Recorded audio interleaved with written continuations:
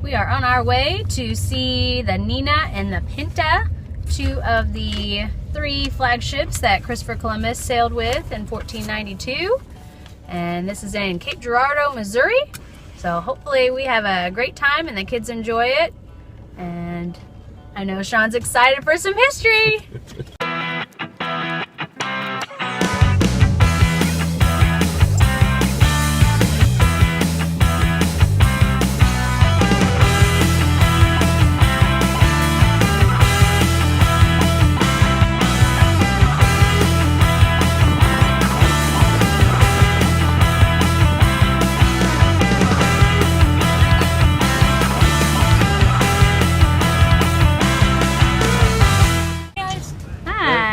Gotta get our tickets. Oh, they're in Peoria previously.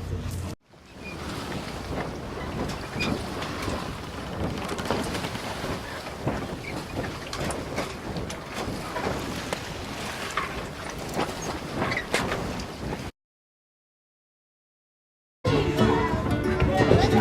this gives you an idea of what was below deck. Nina down below, and you have the grates, and you can kind of see through where the bunks would be, where they would sleep. Looks like they're looking for a cook. If anybody wants an adventure for 3 to 4 weeks, you can join with the Nina crew and travel along the riverways and give tours for the Nina to young school children. If you have a strong stomach. This is like the ship like on the Pirates of the Caribbean. Like up there they would steer the ship, and then down here would be the captain's quarters. Dad, don't touch that.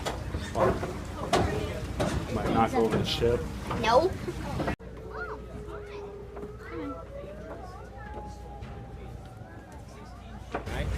So we have the flag for the King and Queen of Spain, there's the flag for the country of Spain as a whole, and the flag for the Spanish Navy. All 3 of these are indicating what country is supporting these ships and what country are they working for.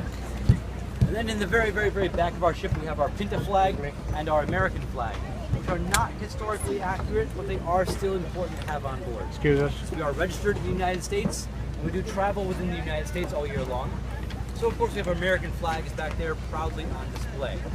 Alright, the personal flag flying at the very front of the ship to indicate they're the ones that are supporting and financing this voyage.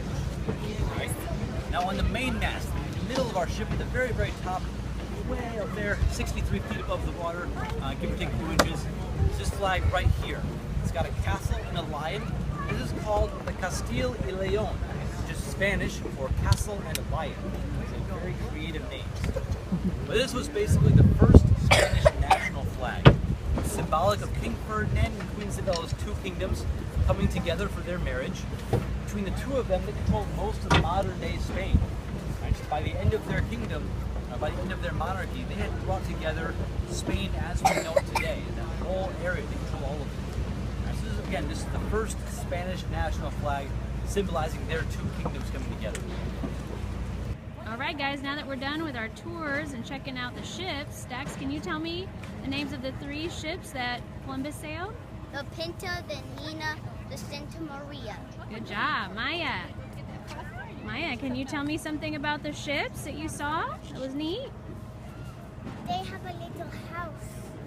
Like a cabin underneath? Yeah. And what do they do under there? They live. They live, yes. On the Nina, it said that they did not sleep underneath there in the cabin. They actually kept all of their supplies below deck, and they slept aboard deck, above deck. Pretty interesting, you know. Small.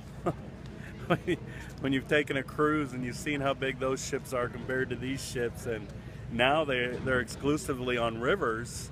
And they have motors that will allow them to travel upstream. But can you imagine the 70-day voyage? 7 months.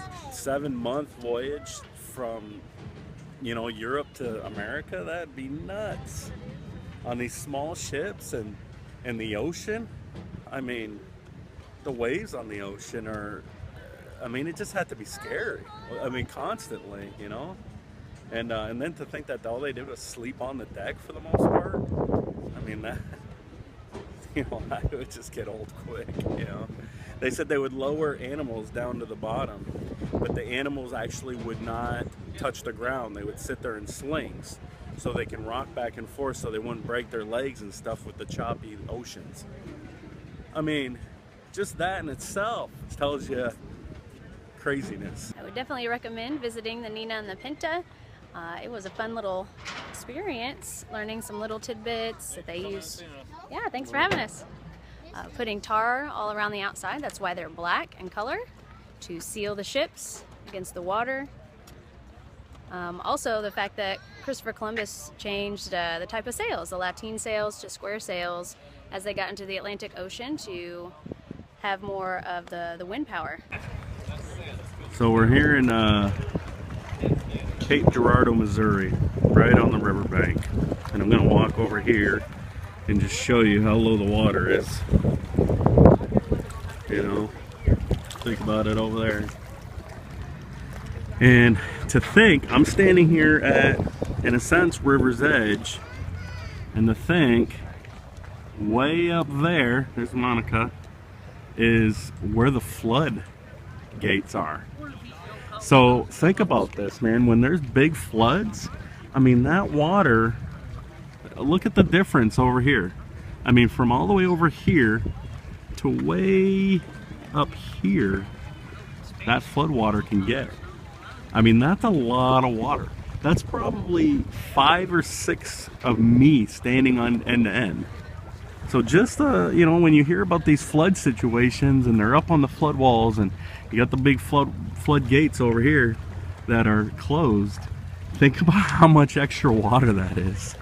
It's amazing to think of, you know, and it's happened several times throughout history.